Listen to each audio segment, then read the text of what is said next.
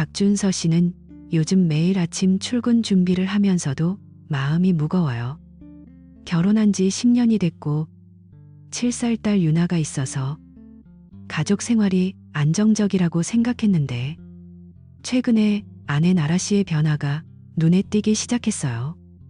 원래 나라 씨는 집에서 편안하게 지내는 타입이었어요. 화장도 거의 안 하고 옷차림도 간단했죠. 그런데 갑자기 그녀가 쇼핑을 자주 나가기 시작했어요. 특히 속옷을 새로 사는 게 이상했어요. 어느 날 저녁 세탁기를 돌리다 보니 서랍에 이상한 디자인의 레이스 속옷이 몇 벌 들어 있었어요. 이게 뭐야? 전에 본 적 없는 거네. 준서 씨가 혼자 중얼거리며 그 속옷을 만져봤어요. 부드럽고 화려한 그 옷감이 평소 나라 씨의 스타일과는 전혀 맞지 않았어요. 다음 날 아침, 나라 씨가 출근 준비를 하는 걸 봤어요. 그녀가 거울 앞에서 아이라이너를 꼼꼼히 그리며 눈을 강조하고 붉은 립스틱을 바르는 모습이 낯설었어요. 오늘 또 어딜 가? 준서 씨가 물어봤어요. 나라 씨는 웃으며 대답했어요. 그냥 친구들 모임이야. 요즘 자기계발 클래스도 듣고 있어. 그녀의 목소리가 평소보다 밝았어요. 준서 씨는 고개를 끄덕였지만 속으로는 불편함을 느꼈어요. 예전에는 주말에만 외출하던 사람이 이제는 거의 매일 집을 비우기 시작했어요. 월요일부터 금요일까지 저녁 7시쯤 집에 들어오고 주말에도 엄마들 모임이라고 하면서 나가버려요.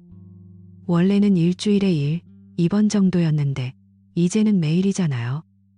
어느 저녁 준서 씨가 소파에 앉아 TV를 보고 있는데 나라 씨가 전화를 받았어요. 그녀가 재빨리 방으로 들어가 문을 닫는 게 보였어요. 누구 전화야?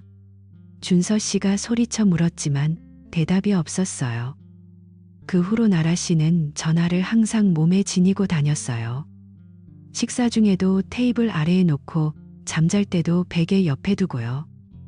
심지어 샤워할 때도 화장실로 가져가요. 준서 씨가 한번 물어봤어요. 왜 요즘 폰을 그렇게 붙들고 다녀? 잃어버릴까봐? 나라 씨는 웃으며 말했어요. 그냥 습관이야.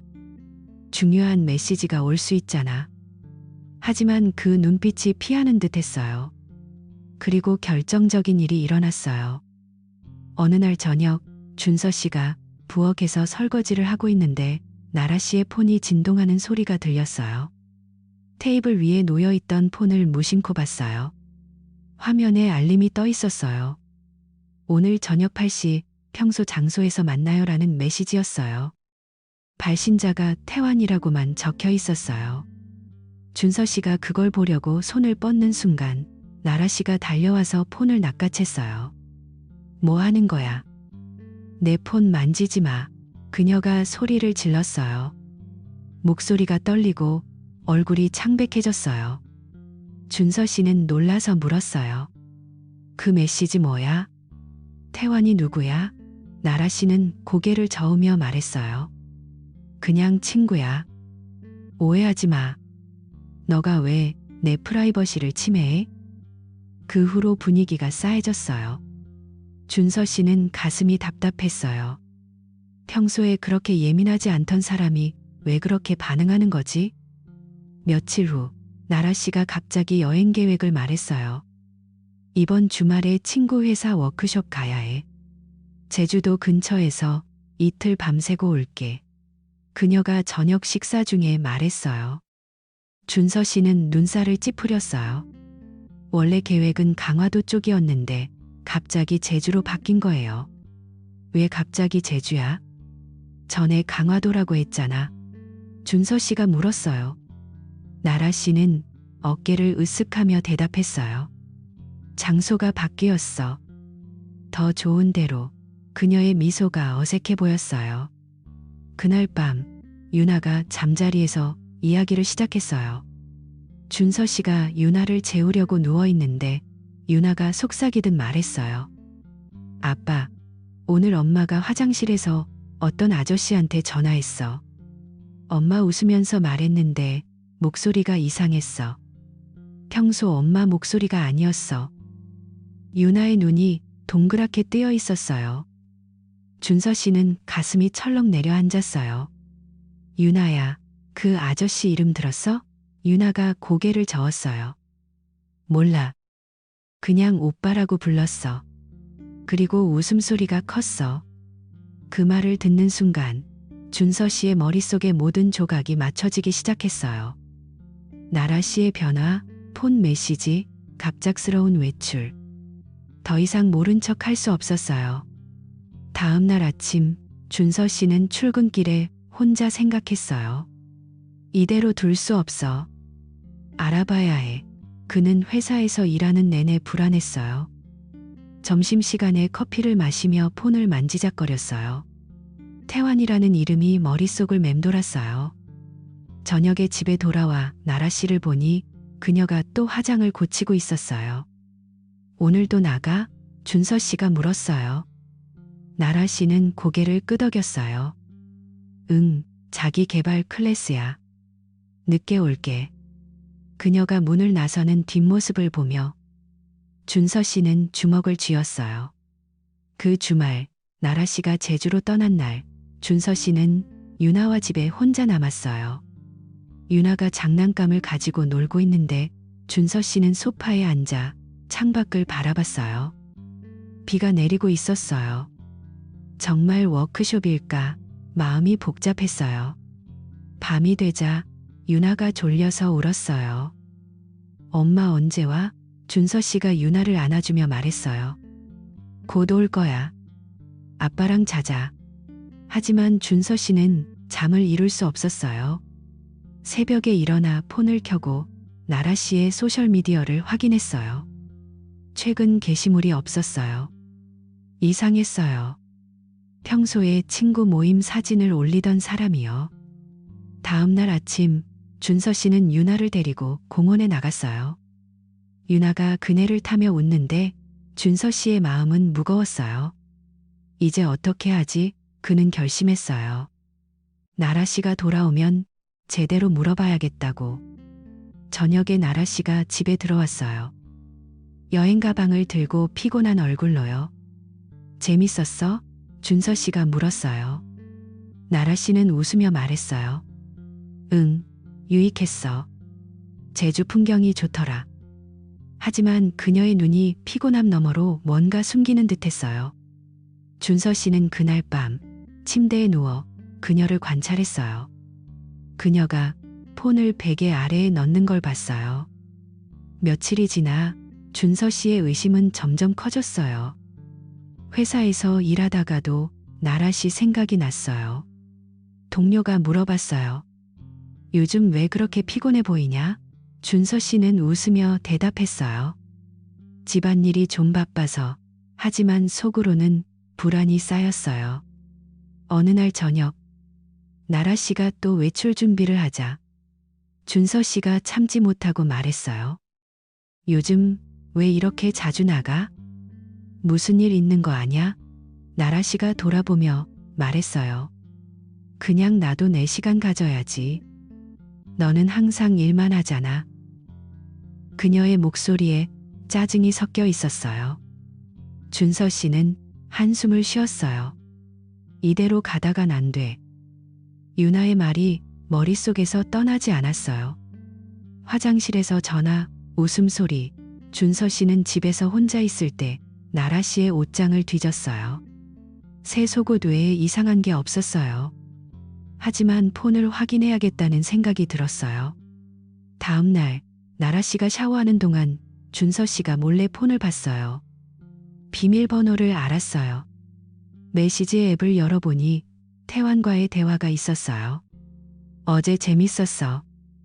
다음에 또 만나자라는 메시지들이요. 준서 씨의 손이 떨렸어요. 사진도 있었어요. 나라 씨와 어떤 남자가 함께 찍은 셀카. 남자는 체육관 유니폼을 입고 있었어요. 김태환이라는 이름이 떠올랐어요. 그 순간 화장실 문이 열리는 소리가 났어요. 준서 씨가 재빨리 폰을 내려놓았어요. 나라 씨가 나와서 말했어요. 뭐해? 준서 씨는 아무 일도 없다는 듯 대답했어요. 그냥. 하지만 마음속으로는 폭풍이 몰아쳤어요. 이 사람이 어떻게? 그는 그날 밤 잠을 이루지 못하고 천장을 바라봤어요. 다음 날 출근길에 체육관을 검색했어요. 근처에 태환 피트니스라는 곳이 있었어요. 감독 김태환. 35살, 잘생긴 얼굴. 준서 씨는 가슴이 아팠어요. 아내가 왜? 이제 더 이상 참을 수 없었어요. 준서 씨는 퇴근 후 유나를 재우고 나라 씨에게 말했어요. 우리 이야기 좀 해. 요즘 네가 이상해. 나라 씨가 피곤한 표정으로 앉았어요. 무슨 소리야? 준서 씨가 깊이 숨을 쉬고 말했어요. 그 태환이라는 사람, 누구야? 나라 씨의 얼굴이 하얗게 질렸어요. 그녀가 고개를 저었어요. 그냥 지인이야. 왜? 하지만 목소리가 떨렸어요. 준서 씨는 더 캐물었어요. 유나가 들었어.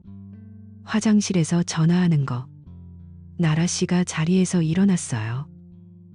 유나가 뭘 안다고 그래? 오해야. 그 대화 후 집안 분위기가 얼어붙었어요. 준서 씨는 매일 아침 나라 씨를 볼 때마다 가슴이 저렸어요. 그녀의 화장, 외출, 폰, 모든 게 의심스러웠어요. 어느 주말 준서 씨는 유나와 함께 산책을 나갔어요.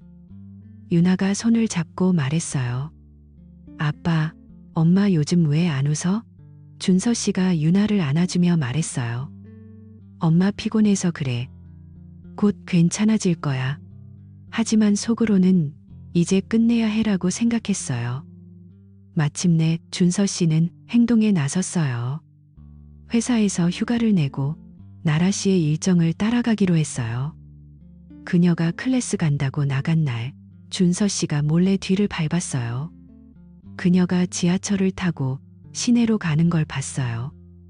도착한 곳은 체육관이었어요. 태환 피트니스. 준서 씨는 창밖에서 지켜봤어요.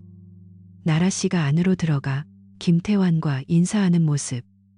그들이 웃으며 대화하는 게 보였어요.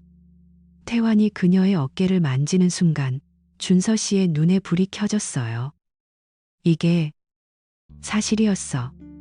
그는 그 자리에서 돌아서 집으로 왔어요. 마음이 산산조각 난 기분이었어요. 그날 저녁 나라 씨가 돌아오자 준서 씨가 기다리고 있었어요. 오늘 어디 갔어? 그녀가 대답했어요. 클래스. 준서 씨가 차갑게 말했어요. 체육관. 나라 씨가 멈칫했어요. 뭐? 준서 씨가 소리를 높였어요. 김태환이랑 만난 거 알아. 그녀의 눈에 눈물이 고였어요. 준서야, 그건. 하지만 말끝을 흐렸어요. 준서 씨는 고개를 저었어요. 설명해봐. 그 밤 긴 대화가 시작됐어요. 나라 씨가 울며 말했어요. 그냥 지쳤어. 너는 항상 일만 하고. 준서 씨의 가슴이 찢어지는 듯 했어요. 10년 결혼 생활이 이렇게. 하지만 그건 시작에 불과했어요. 준서 씨는 더 알아야 했어요. 태환이 누구인지, 어떻게 시작됐는지. 그는 폰을 확인하며 더 많은 메시지를 봤어요. 데이트 약속, 애정 표현. 모든 게 드러났어요. 이제 그는 결정을 내려야 했어요. 이혼할까, 용서할까. 유나를 생각하니 머리가 아팠어요. 준서 씨는 그날 밤 나라 씨와의 대화가 끝난 후에도 마음이 진정되지 않았어요. 그녀가 울면서 오해야, 그냥 친구일 뿐이야 라고 말했지만 눈빛이 흔들리는 게 느껴졌어요. 침대에 누워 천장을 바라보니 머릿속에 태환이라는 이름과 체육관이 맴돌았어요. 이대로 끝낼 수 없어. 증거가 필요해. 그는 자리에서 일어나 거실로 나갔어요. 책상 서랍을 열고 노트북을 켜서 빈 문서를 만들었어요. 나라 일지라고 제목을 붙였어요. 그날부터 매일 아침 나라 씨가 출근하거나 외출할 때마다 시간을 적기 시작했어요. 오전 9시 30분 화장하고 집 나감. 이유 친구 모임. 옷차림 빨간 블라우스에 치마 평소보다 화려함. 저녁에 돌아올 때도 마찬가지였어요. 오후 8시 45분 귀가. 피곤해 보임. 이유 자기계발 클래스. 손에 쇼핑백 있음. 이렇게 적다 보니 패턴이 보이기 시작했어요. 월, 수, 금요일에 특히 늦게 들어오고 옷이 항상 새 것처럼 깨끗했어요. 주말에는 워크숍이라고 하면서 하루 종일 사라지곤 했어요. 준서 씨는 노트북을 닫으며 혼자 중얼거렸어요. 이게 다 우연일이 없어. 며칠이 지나 준서 씨는 더 구체적인 행동을 취하기로 했어요. 회사에서 점심시간에 온라인 쇼핑몰을 검색했어요. GPS 추적기를 찾았어요. 작고 은밀한 제품으로 차량에 쉽게 부착할 수 있는 거예요. 이게 필요해. 그는 주문 버튼을 눌렀어요. 이틀 후 택배가 도착했어요. 밤늦게 나라 씨가 잠든 틈을 타서 준서 씨는 지하 주차장으로 내려갔어요. 나라 씨의 차문을 열고 대시보드 아래에 GPS를 고정시켰어요. 손이 떨려서 몇 번 떨어뜨렸어요. 제발 들키지 마. 앱을 다운로드하고 연결하니 실시간 위치가 지도에 떴어요. 다음 날 아침 나라 씨가 오늘도 클래스 가라고 말하며 나가자 준서 씨는 앱을 열어봤어요. 그녀의 차가 회사 쪽이 아니라 시내 방향으로 가는 게 보였어요. 역시 그는 출근길 내내 앱을 확인하며 불안한 마음으로 운전했어요. 그 주말 나라 씨가 또 워크숍 간다고 하면서 제주 대신 외곽 리조트로 간다고 말했어요. 준서 씨는 유나를 데리고 집에 남아 앱을 지켜봤어요. 그녀의 차가 고속도로를 타고 외곽으로 향하는 게 보였어요. 유나야, 아빠랑 산책 갈까? 유나를 유치원 친구 집에 맡기고 준서 씨는 자신의 차를 타고 뒤를 쫓았어요. 리조트에 도착하니 주차장에 나라 씨의 차가 서 있었어요. 그는 멀찍이 주차하고 다가갔어요. 창문을 통해 안을 들여다보니 조수석에 남자 재킷이 놓여 있었어요. 검은색 정장 재킷, 낯선 브랜드예요. 옆에는 테이크아웃, 커피 2잔이 있었어요. 하나는 반쯤 비워진 상태로 립스틱 자국이 묻어 있었어요. 이게 남자 거야. 준서 씨의 가슴이 쿵쾅거렸어요. 그는 차 뒤에 숨어서 기다렸어요. 30분쯤 지나 리조트 문이 열리고 나라 씨가 나왔어요. 그녀 옆에 키 크고 근육질인 남자가 있었어요. 그들이 웃으며 대화하는 소리가 들렸어요. 오빠, 다음엔 더 멀리 가자. 여기 너무 가까워. 나라 씨가 남자의 팔을 자연스럽게 끼며 말했어요. 남자가 고개를 끄덕이며 대답했어요. 그래, 우리만의 시간을 더 즐기자. 그 모습이 너무 친밀해서 준서 씨는 주먹을 꽉 쥐었어요. 그냥 하루 만난 사이가 아니었어요. 오랜 연인처럼 보였어요. 그는 사진을 찍으려고 폰을 들었지만 손이 너무 떨려서 포기했어요. 차로 돌아와 운전대를 잡고 집으로 향했어요. 눈물이 흘렀어요. 어떻게 나한테 이런 짓을. 집에 도착한 준서 씨는 노트북에 그날 일을 자세히 적었어요. 리조트 주차장, 남자 재킷과 커피 2잔 확인, 나라와 남자 함께 나옴, 팔짱 끼고 대화. 그날 저녁, 나라 씨가 돌아오자 그는 평소처럼 웃으며 맞이했어요. 피곤해? 워크숍 어땠어? 나라 씨가 어깨를 주물며 말했어요. 응, 재미있었어. 사람들 많아서. 하지만 준서 씨는 그녀의 눈을 피하는 게 느껴졌어요. 그날 밤 나라 씨가 먼저 샤워를 하러 갔어요. 그녀가 나올 때 폰을 테이블에 놓아두고 수건으로 머리를 말리는 걸 봤어요. 준서 씨의 심장이 빨리 뛰었어요. 기회야. 그녀가 방으로 들어가자 그는 재빨리 폰을 집어들었어요. 비밀번호를 입력하니 잠금이 풀려 있었어요. 카카오톡 앱을 열었어요. 연락처에 김태환, PT 골드라는 이름이 있었어요. 대화창을 열어보니 수백 개의 메시지가 쏟아졌어요. 오늘 리조트 어땠어? 네가 너무 예뻐서 시간 가는 줄 몰랐어. 태환의 메시지예요. 나라 씨가 답했어요. 오빠 덕분에 행복했어. 다음엔 더 좋은 호텔로 가자. 여기 추워서. 또 다른 메시지. 너 그 옷 입은 거 남편이 봤으면 질투할 텐데. 안타까워. 나라 씨, 남편은 몰라. 우리만의 비밀이야. 사진도 많았어요. 리조트에서 찍은 셀카. 태환의 팔에 기대는 나라 씨.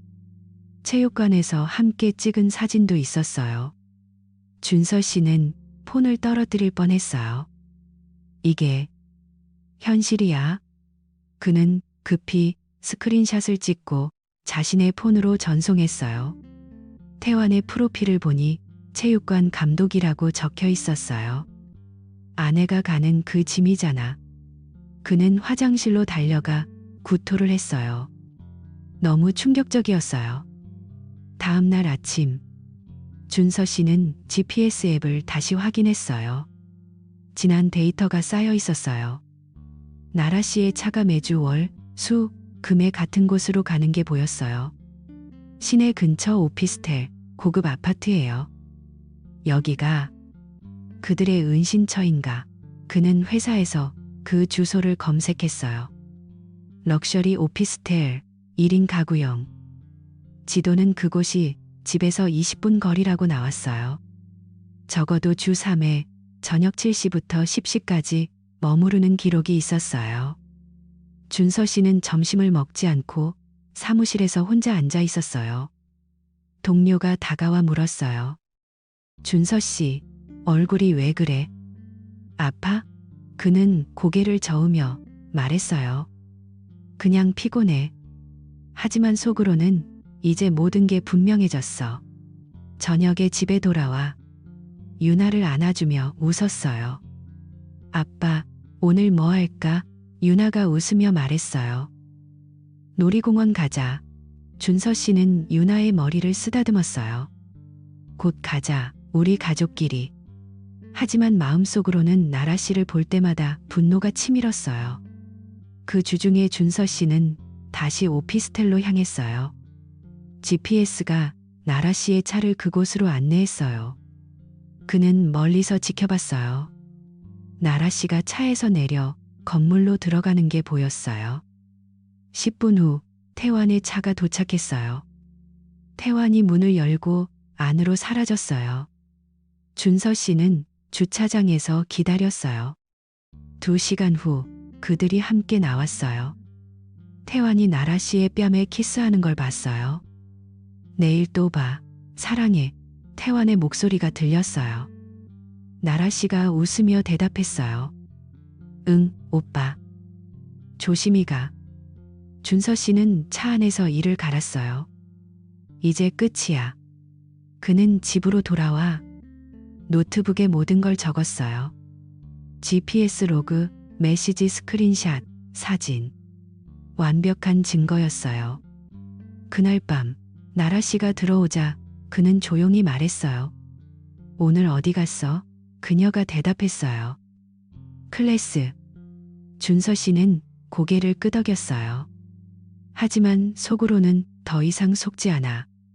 며칠 후 준서 씨는 변호사를 만나기로 했어요. 노트북을 들고 사무실로 갔어요. 이혼 소송 준비해 주세요. 증거는 다 있어요. 변호사가 자료를 보며 말했어요.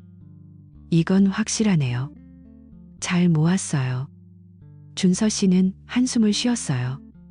유나 때문에 망설였지만 이제 안 돼요.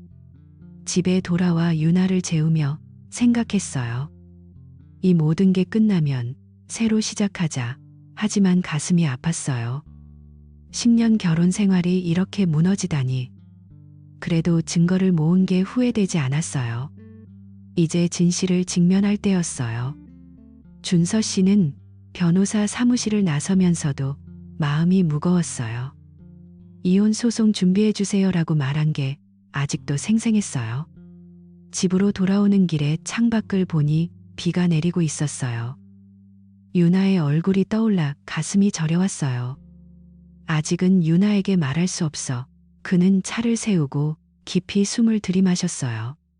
증거는 충분하지만 마지막 한 방이 필요했어요. 오피스텔에서의 증거. 다음 날 아침 회사에 전화를 걸었어요. 이번 주 휴가 낼게요. 몸이 좀 안 좋아서. 상사가 걱정하며 말했어요. 그래, 쉬어. 일은 나중에. 준서 씨는 고맙다고 인사하고 전화를 끊었어요. 이제 모든 시간을 그 일에 쏟을 수 있었어요. 유나를 유치원에 데려다주고 집으로 돌아와 가방을 챙겼어요. 카메라, 노트북, 그리고 견장용 모자와 선글라스. 오늘 가자. 그는 거울을 보며 중얼거렸어요. 오피스텔 근처에 도착한 준서 씨는 차를 멀리 주차했어요. 건물에서 100m 떨어진 곳, 시야가 잘 보이는 위치예요. 맞은편 카페로 들어가 창가 자리에 앉았어요. 커피 한 잔을 주문하고 노트북을 켰어요.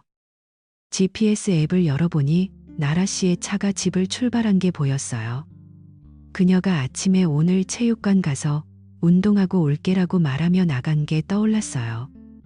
운동복 차림으로 가방을 메고 문을 나서는 모습이 아직 눈에 선했어요. 준서 씨는 카메라를 창문 쪽으로 조정했어요. 고화질로 녹화할 수 있는 장비예요. 30분쯤 지나 익숙한 차가 오피스텔 주차장에 들어섰어요. 나라 씨가 내렸어요. 운동복에 운동화, 머리는 포니테일로 묶었어요. 그녀가 건물 현관으로 다가가 키패드를 누르는 게 보였어요. 숫자를 빠르게 입력하는 손놀림이 자연스러웠어요. 이미 외울 만큼 왔다는 거지. 문이 열리고 그녀가 안으로 사라졌어요. 준서 씨는 카메라를 가까이 당겨 녹화 버튼을 눌렀어요. 심장이 쿵쾅거렸어요. 20분 후 오피스텔 문이 다시 열렸어요. 태환이 나와서 주위를 살피는 게 보였어요. 그는 캐주얼한 티셔츠에 청바지 차림이었어요. 나라 씨가 안에서 나오자 태환이 미소 지으며 팔을 벌렸어요. 그녀가 달려들어 안기는 모습이 카메라에 고스란히 담겼어요. 태환이 그녀의 등을 쓰다듬으며 속삭이는 듯 했어요. 어서 와, 기다렸어. 목소리는 들리지 않았지만 입모양으로 알 수 있었어요. 나라 씨가 고개를 들고 웃으며 대답했어요. 오빠 빨리 들어가자. 그들이 서로를 끌어안고 문 안으로 들어가는 순간 문이 닫혔어요. 준서 씨는 카메라를 끄고 노트북에 파일을 저장했어요. 손이 떨려서 키보드를 몇 번 잘못 눌렀어요. 이게 끝이야. 카페에서 나와 차로 돌아갔어요. 운전 중에 눈물이 흘렀어요. 왜 나한테 이런 짓을 해? 하지만 이제 확실한 증거가 있었어요. 입장부터 포옹까지 모든 게 영상으로 남았어요. 집에 도착한 준서 씨는 영상을 다시 확인했어요. 화질이 선명해서 얼굴이 똑똑히 보였어요. 그는 노트북에 폴더를 만들고 최종 증거라고 이름 붙였어요. 그날 오후 인터넷으로 탐트트를 검색했어요. 몇 군데 연락한 끝에 한 곳을 선택했어요. 김태환이라는 사람 조사 부탁해요. 체육관 감독이에요. 탐트가 전화로 물었어요. 어떤 부분을 중점으로 할까요? 준서 씨가 대답했어요. 과거 기록, 특히 여성 관계, 비용을 지불하고 기다렸어요. 이틀 후 탐트가 이메일로 보고서를 보냈어요. 준서 씨가 열어보니 태환의 사진과 이력이 나왔어요. 35살, 체육관, 운영자. 하지만 그 아래에 충격적인 내용이 있었어요. 3년 전 유부녀와의 불륜으로 소송당한 적이 있었어요. 그 여자의 남편이 증거를 모아 고소했대요. 태환이 합의금으로 풀린 기록도 첨부됐어요. 이런 놈이었어. 준서 씨는 보고서를 프린트해서 폴더에 넣었어요. 이제 태환의 본 모습이 드러났어요. 그 주말 나라 씨가 쇼핑 간다고 나간 사이에 준서 씨는 행동에 나섰어요. 그녀의 노트북을 켰어요. 비밀번호를 이미 알아서 쉽게 들어갔어요. 파일 탐색기를 열고 삭제된 항목을 복구하는 소프트웨어를 설치했어요. 몇 시간 걸려서 삭제된 메시지와 사진을 되살렸어요. 카카오톡 백업에서 나온 내용이 끔찍했어요. 오빠 집에서 유나랑 있는데도 네 생각만 나. 나라 씨의 메시지예요. 태환, 나도 그래. 빨리 만나자. 통화 기록도 있었어요. 밤늦게 화장실에서 한 통화들, 유나가 잠든 시간에 몰래 한 거예요. 노트 앱을 열어보니 그녀의 메모가 나왔어요. 오늘도 태환 오빠 만나고 왔어. 죄책감 들지만 준서가 너무 무관심해서 계속할 수밖에 없어. 준서 씨는 그걸 읽고 주먹을 쥐었어요. 모든 걸 USB에 복사했어요. 자신의 클라우드에도 업로드했어요. 이제 다 끝났어. 그는 노트북을 닫고 유나 방으로 갔어요. 유나가 인형을 안고 자는 걸 보며 눈을 감았어요. 며칠이 지나 나라 씨가 저녁 늦게 집에 들어왔어요. 준서 씨는 거실 소파에 앉아 기다리고 있었어요. 노트북을 무릎에 올려놓고요. 늦었네. 그가 말했어요. 나라 씨가 신발을 벗으며 대답했어요. 응. 친구랑 저녁 먹었어. 준서 씨가 리모컨을 내려놓고 말했어요. 앉아. 할 와 있어. 나라 씨가 눈살을 찌푸리며 소파에 앉았어요. 무슨 일인데? 준서 씨가 노트북을 열고 화면을 그녀 쪽으로 돌렸어요. 먼저 오피스텔 영상을 재생했어요. 그녀가 키패드를 누르고 들어가는 장면, 태환이 안아주는 부분. 나라 씨의 얼굴이 창백해졌어요. 이게 뭐야? 그녀가 더듬거리며 말했어요. 준서 씨가 다음으로 리조트 사진을 보여줬어요. 셀카와 커피잔, 재킷. 이건 리조트에서. 그는 차분하게 말했어요. 이어서 복구된 메시지 스크린샷을 띄웠어요. 삭제한 거 다 복구했어. 유나 옆에서 통화한 것도. 나라 씨가 고개를 저으며 울기 시작했어요. 준서야, 미안해. 너가 일만 해서. 준서 씨가 그녀의 말을 끊었어요. 그게 배신할 이유가 돼? 더 말하지 마. 마지막으로 태환의 보고서를 보여줬어요. 이 남자 전에 유부녀랑 불륜으로 소송당했어. 너도 그중 하나일 뿐이야. 나라 씨가 손으로 입을 가렸어요. 아니야, 태환 오빠는. 하지만 말끝을 흐렸어요. 준서 씨가 노트북을 닫고 일어났어요. 오늘부터 방 따로 써. 우리 부부 관계는 끝났어. 그는 침실로 들어가 문을 잠갔어요. 나라 씨의 울음소리가 들렸지만 돌아보지 않았어요. 그날 밤 그는 유나를 안고 자는 방에서 천장을 봤어요. 이제 시작이야. 다음 날 아침 유나가 깨어서 일어났어요. 아빠, 엄마 어디 갔어? 준서 씨가 유나를 안아주며 말했어요. 엄마 방에서 잤어. 이제 아빠랑 같이 자자. 나라 씨는 부엌에서 커피를 마시고 있었어요. 눈이 부어 있었어요.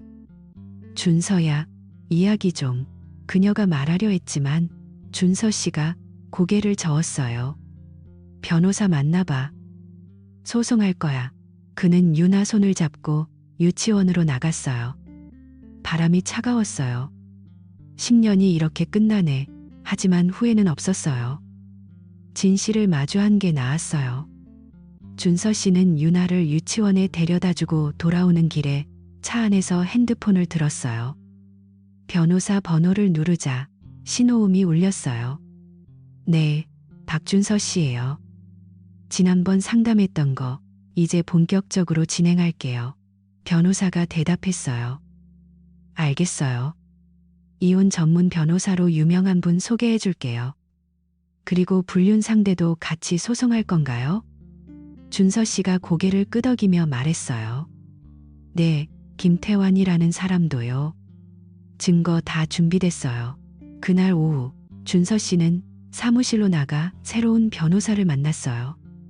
변호사는 40대 중반의 여성으로 차분한 목소리로 물었어요. 자료 보니 증거가 철저하네요. 이혼 소송과 제3자 손해배상 청구를 동시에 진행할 수 있어요. 우선 나라 씨에게 통보하세요. 준서 씨는 집에 돌아와 컴퓨터 앞에 앉았어요. 이메일을 작성하기 시작했어요. 제목은 이혼 절차 통보로 했어요. 내용은 간결했지만 날카로웠어요. 나라야, 변호사 상담 끝났어. 네가 동의하지 않으면 법원으로 갈 거야. 유나 양육권은 내가 가져갈게. 증거 때문에 네가 불리할 테니 잘 생각해. 그는 보내기 버튼을 누르고 한숨을 쉬었어요. 그날 저녁 나라 씨가 집에 들어오자 준서 씨가 말했어요. 이메일 봤어? 그녀가 고개를 숙이며 대답했어요. 봤어. 그런데 준서야, 유나는. 준서 씨가 말을 잘랐어요. 유나는 내가 키울 거야. 네가 한 짓 때문에. 다음 날 아침 준서 씨는 변호사와 함께 법원으로 갔어요. 이혼 소장과 김태환에 대한 소송장을 제출했어요. 서류를 건네는 손이 살짝 떨렸어요. 이제 시작이야. 변호사가 어깨를 두드리며 말했어요. 걱정 마세요. 증거가 강력해요. 며칠 후 준서 씨의 폰이 울렸어요. 모르는 번호였어요. 받자 남자 목소리가 들렸어요. 박준서 씨 되십니까? 김태환입니다. 준서 씨의 눈썹이 올라갔어요. 네, 그런데요. 태환이 서둘러 말했어요. 이 소송건 때문에 전화했어요. 나라 씨가 말하길 당신들 결혼 생활이 이미 끝났다고 했어요. 제가 잘못한 건 없어요. 그냥 친구로 만난 거예요. 준서 씨는 웃음이 나왔어요. 차가운 웃음이었어요. 아, 그래요? 유부녀가 따로 산다고 믿었어요? 그 말을 법정에서 해보세요. 판사님 앞에서. 태환의 목소리가 당황한 듯 했어요. 잠깐, 제가 사과할게요. 합의로 끝낼 수 없나요? 준서 씨가 대답했어요. 합의? 당신이 한 짓 때문에 내 가족이 깨졌는데. 소송장에서 봐요. 전화를 끊고 준서 씨는 창밖을 봤어요. 비가 내리고 있었어요. 유나가 유치원에서 돌아올 시간이 됐어요. 그는 유나를 데리러 나가며 생각했어요. 이런 놈 때문에. 집에 돌아와 유나와 저녁을 먹었어요. 나라 씨는 방에 들어가 문을 닫았어요. 준서 씨가 유나에게 물었어요. 오늘 유치원 어땠어? 유나가 웃으며 대답했어요. 재미있었어. 그림 그렸어. 준서 씨는 유나의 머리를 쓰다듬었어요. 유나는 지켜야 해. 소송이 시작된 후 첫 번째 심리가 열렸어요. 법정에서 나라 씨와 태환을 마주쳤어요. 나라 씨는 변호사와 함께 앉아 있었어요. 눈이 마주치자 그녀가 고개를 돌렸어요. 태환은 멀찍이 앉아 불안한 표정이었어요. 판사가 증거를 검토하며 말했어요. 원고 측 증거가 구체적입니다. 준서 씨의 변호사가 영상과 메시지를 제출했어요. 두 번째 심리에서는 나라 씨가 증언했어요. 남편이 일만 해서 외로웠어요. 그녀의 목소리가 떨렸어요. 준서 씨는 조용히 듣고 있었어요. 세 번째 심리, 마침내 판결이 내려졌어요. 판사가 선고했어요. 이혼을 인정합니다. 양육권은 원고 박준서 씨에게 부여합니다. 피고 최나라 씨의 과실이 명백합니다. 준서 씨의 가슴이 벅찼어요. 또한 제3자 김태환 씨는 정신적 피해 배상으로 3천만 원을 지급하라. 태환의 얼굴이 창백해졌어요. 법정을 나서며 준서 씨는 변호사에게 말했어요. 고마워요. 변호사가 웃으며 대답했어요. 당신이 잘 싸웠어요. 집으로 돌아오는 길에 유나를 생각했어요. 이제 유나는 안전해. 판결 후 태환이 변호사를 통해 지연 신청을 했어요. 지불 능력이 부족하다고 주장했어요. 하지만 준서 씨의 변호사가 반박 자료를 제출했어요. 태환의 은행 거래 내역, 고급차 렌탈 계약서. 이게 능력 부족인가요? 판사가 신청을 기각했어요. 태환의 체육관은 소문이 퍼지면서 고객이 빠지기 시작했어요. 회원들이 그런 사람 밑에서 운동 못해라고 하며 해지 신청을 했어요. 결국 태환은 문을 닫았어요. 간판을 내리는 날 그는 혼자 서서 담배를 피웠어요. 준서 씨는 그 소식을 듣고 아무 말 없이 폰을 내려놓았어요. 나라 씨는 이혼 후 부모님 집으로 돌아갔어요. 짐을 챙기며 유나에게 말했어요. 엄마 곧 올게. 유나가 울며 안겼어요. 엄마 가지 마. 준서 씨가 유나를 안아주며 말했어요. 엄마 바빠서 그래. 나라 씨가 문을 나서는 뒷모습을 보며 준서 씨는 문을 잠갔어요. 그 후 태환이 나라 씨에게 연락했어요. 너 때문에 소송당했어. 돈 좀 줘. 나라 씨가 화를 내며 대답했어요. 뭐? 네가 먼저 유혹했잖아. 그들의 관계는 싸움으로 끝났어요. 태환이 이제 끝이야라고 말하고 연락을 끊었어요. 나라 씨는 부모님 집에서 혼자 울었어요. 왜 이렇게 됐지? 몇 달이 흘렀어요. 준서 씨는 유나와 함께 공원에 앉아 있었어요. 봄바람이 불고 유나가 그네를 타며 웃었어요. 아빠, 더 세게 밀어. 준서 씨가 웃으며 밀어줬어요. 알았어, 조심해. 그는 벤치에 앉아 커피를 마셨어요. 회사에서 승진 소식이 왔어요. 동료들이 축하했어요. 준서 씨, 요즘 표정이 밝아졌네.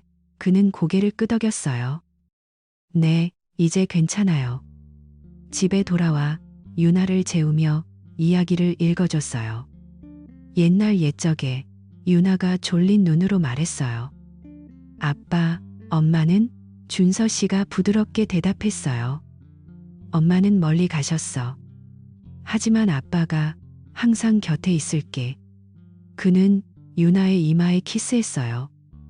밤에 창가에 서서 도시 불빛을 봤어요. 복수가 아니야. 유나를 지킨 거지. 다음 날 아침 유나와 함께 아침을 먹었어요. 오늘 뭐 할까? 유나가 웃으며 말했어요. 놀이동산. 준서 씨가 고개를 끄덕였어요. 그래, 가자. 그들은 손을 잡고 문을 나섰어요. 새 삶이 시작됐어요.